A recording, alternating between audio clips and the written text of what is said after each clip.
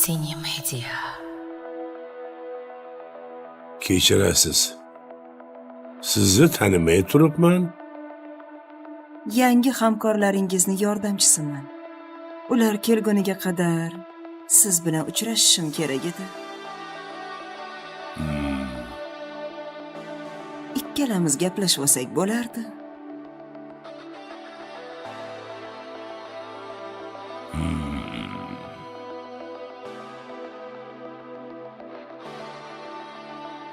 Albatta bo'ladi. Bo'ladi.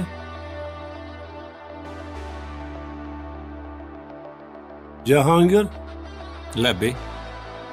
bor ishlaringni qilib.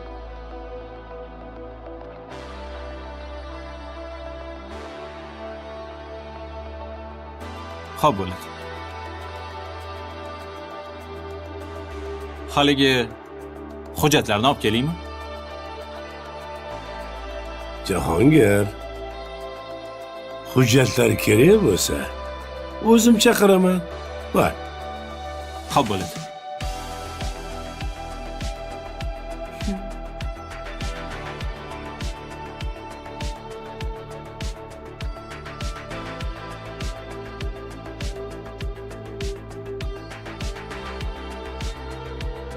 Eng dahshatlisi shundaki, bu qism bizga baxtni ko'rsatib, uning soyasida yana bir falokat yashirinib turganini sezdiradi. Hamma narsa go'yo joyiga tushgandek, yaralar bitgandek, oilalar bir dasturxon atrofida jam bo'lgandek ko'rinadi. Lekin aynan shunday paytda taqdir eng og'ir zarbani beradi. Shu finalning butun kuchi ham shunda. U shovqin bilan emas, sokinlik bilan qo'rqitadi. Chunki bu safar xavf qichqirmayapti. U eshikni sekin ochib kiryapti. Qism boshidagi og'ir kayfiyatning o'ziyoq bir narsani aytib turibdi. Bu hikoyada kechirim ham, yarashuv ham oson kelmagan. Kimdir men ularga yomonlik qilmaganman deydi. Kimdir esa dushmanga aylangan yaqin odam haqida gapiradi. Bu oddiy gap emas. Bu butun serial davomida yig'ilib kelgan alamning qisqa, ammo juda og'ir aks sadosi. Ya'ni bu qism faqat bugungi quvonch haqida emas, kecha kim kimni sindirgani haqida ham eslatma beradi. Final aynan shu usul bilan ishlaydi. Avval o'tgan og'riqni eslatadi, keyin esa hozirgi baxtni ko'rsatadi, toki tomoshabin yuragida bitta savol tug'ilsin. Shu baxtning narxi qancha bo'ldi va bu narx hali to'liq to'landimi? Dilnozning onasi bilan uchrashuvi qismning eng titroq, eng insoniy nuqtalaridan biri bo'ldi. Bu yerda shunchaki ona va qiz ko'rishgani yo'q. Bu yerda vaqt kechikib qaytdi. Onaning senga bolalik berolmagan onangni kechir degan mazmundagi iztirobi oddiy uzr emas. Bu ayolning o'zini oqlashga urinishi ham emas. Bu uning o'z hukmini o'zi chiqarishi. U kechirim so'rayapti. Chunki qizining bolaligi qaytmasligini biladi. Dilnoz esa uni kechiradi. Lekin bu kechirim ichida yillar davomidagi sog'inch, yetimlik hissi va ichidan jim o'tgan alam yotadi. Uning ko'zlari yoshga to'ladi, lablari qaltiraydi. Lekin u hech qanday ayblov so'zini aytmaydi. Chunki Dilnoz buni yaxshi biladi. Ba'zida kechirish aytilgan so'zdan ko'ra kuchliroq bo'lishi mumkin. Eng nozik detal shundaki, bu sahnada baland gap yo'q, dabdaba yo'q.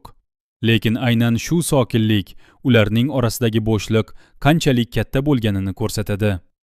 Shu sabab bu yarashuv tomoshabinni quvontiradi, ammo bir vaqtning o'zida ichini ezadi ham. Chunki bu ikki ayolning qo'llari bir-biriga yetganda, tomoshabin o'sha qo'llar orasida necha yillik sog'inch yashiringanini his qiladi. Ona qizining qo'llarini silaydi, xuddi go'dakligida silagandek. Go'yo o'sha o'tkazib yuborilgan yillarni bir necha daqiqada qoplashga urinayotgandek. Nosirboy va Manzura atrofidagi iliqlik ham shunchaki oilaviy osudalik emas. Bu hikoyada qarilik, yolg'izlik va kechikkan taskin juda kuchli chizilgan. Ular endi yosh emas, tanalari charchagan, ammo qalblari hali ham sevishni, kutishni va umid qilishni biladi. Inson qarigandan keyin bir-biriga suyanib qolar ekan degan kayfiyat ostida aslida juda katta ma'no bor. Bu qahramonlar endi muhabbatni emas, sadoqatni, go'zallikni emas, suyanchiqni qadrlay boshlashgan. Manzura choy damlaydi, Nosirboy esa unga indamay qarab qo'yadi. Ko'zlarida necha yillar oldingi yoshlik alangasi emas, balki tinch va barqaror muhabbat nuri yonadi. Ular bir-biriga qarab kulishadi, lekin bu kulgida yillar davomida ko'rilgan azoblar, yolg'iz tunlar va bir-biriga yetolmay qolgan paytlarning aks sadosi bor. Bu esa serialning kattalashgan, pishgan hissiy qatlamini ko'rsatadi. Bir paytlar janjalga sabab bo'lgan fe'llar, gaplar, odatlar endi taqdirning yonida mayda bo'lib qolgan. Tomoshabinga tinchlik berayotgan sahnalarning o'zi aslida yillar davomida qimmatga tushgan ichki kamolot natijasi. Ular bir stol atrofida o'tirib sukut saqlashadi. Lekin bu sukut ular uchun og'ir emas. Aksincha, bu tushunish va qabul qilish sukunati. Nosirboy Manzuraning qo'lini ushlaydi. Manzura esa unga qarab kuladi va o'sha kulgi xonani yoritadi. Bu yerda gap ko'p emas, sababi eng chuchuk hislar ko'pincha so'zsiz bo'ladi. Afzal bilan bog'liq chiziq esa boshqa yo'nalishda ishlaydi. U tashqi tomondan muvaffaqiyat ramziga aylangan. Firma yuribdi, tender yutilgan. Turkiyaliklar bilan katta mehmonxona qurilyapti, eksportlar ketmoqda. Afzal har kuni ertalab o'rnidan turadi, ishga boradi, shartnomalarni ko'rib chiqadi, raqamlar va muddatlarni hisoblaydi. U endi tasodifga ishonmaydi.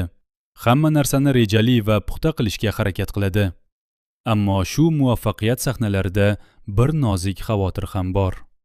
Afzalning atrofidagi hamma narsa kattalashyapti. Demak, unga qarshi bo'ladigan xavf ham endi hissiy emas, iqtisodiy va strategik darajaga ko'tariladi. U kattaroq bo'lsa, xatosi ham kattaroq bo'lishi mumkin. U endi faqat o'zi uchun emas, butun bir jamoa va oila uchun javobgar. Bu juda muhim o'zgarish.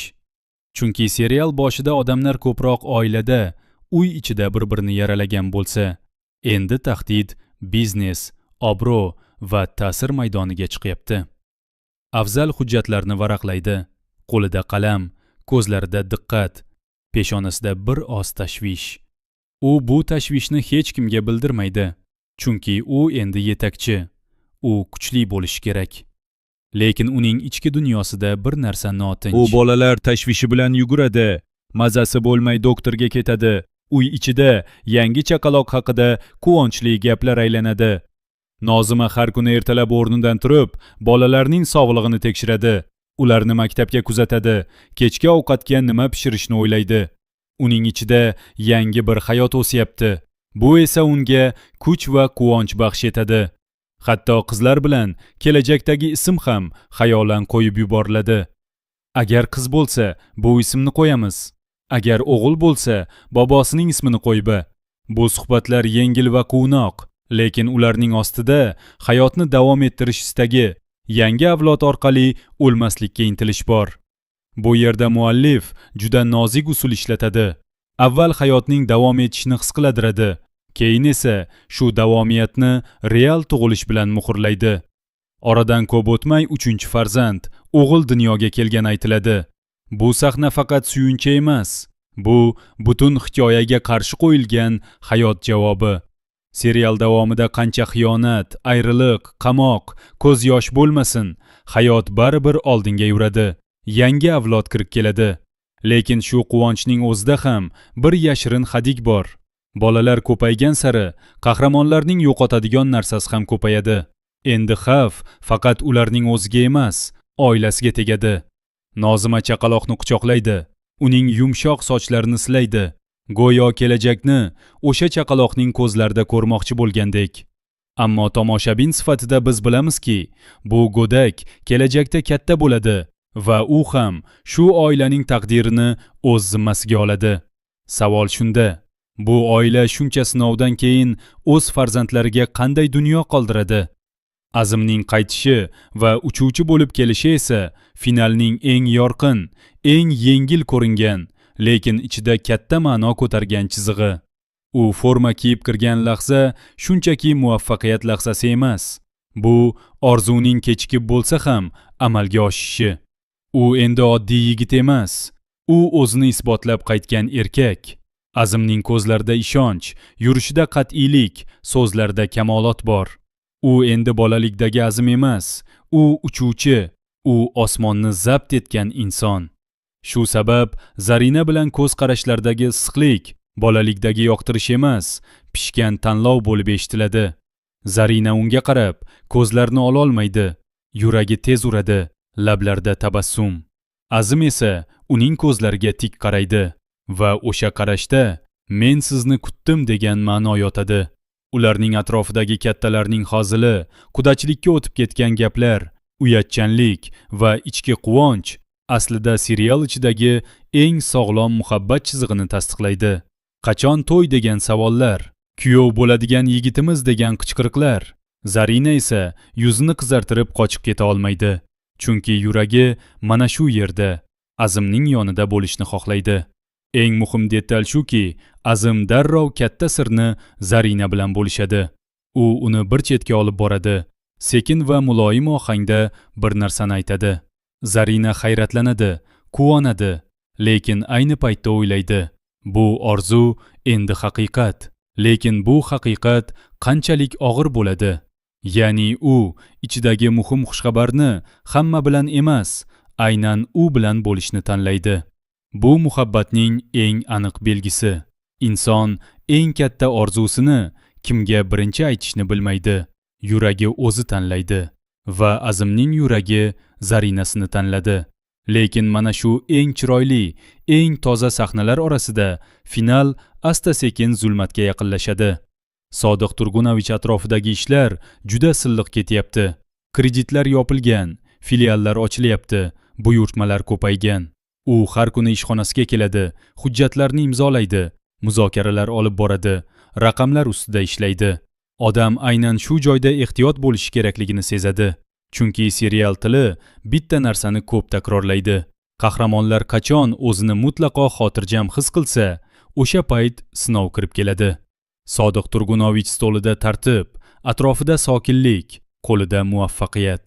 Va mana shu sokinlikning ichida nimadir yashiringanini his qilish qiyin emas. Va haqiqatdan ham shunday bo'ladi.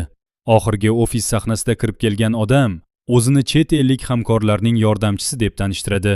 Uning qadam tovushi koridorda aks sado beradi. Eshik sekin ochiladi va ofisga kostyum kiygan, qo'lida sumka, yuzida sun'iy tabassum bilan bir odam kiradi. Sodiq Turgunovich boshini ko'taradi. Bir zum hayron qoladi, lekin o'zini bosadi. Bu yerda eng qo'rqinchli nuqta shundaki, u shovqin qilmaydi, tahdid qilmaydi. Faqat ichkariga kiradi va Jahongirni chetlatib, yolg'iz gaplashishni so'raydi. Mana shu sokinlikning o'zi xatar. Chunki shovqinli dushman oldindan ko'rinadi. Sokin dushman esa eshikdan sekin, tabassum bilan, lekin xanjar bilan kiradi. Sodiqning men sizni kutayotgandim deyishi bilan ortidan sizni tanimay turibman degan mazmundagi ikkilanishi juda kuchli dramatik signal. Demak, u kimnidir kutgan, lekin kelgan odam aynan o'sha emas. Bu kichik tafovut tomoshabin uchun katta eslatma. Biror narsa noto'g'ri, biror narsa joyidan chiqib ketgan. Sodiq Turgunovich o'rnidan turadi, qo'llarini stolga qo'yadi. Ko'zlarida ehtiyotkorona nigoh.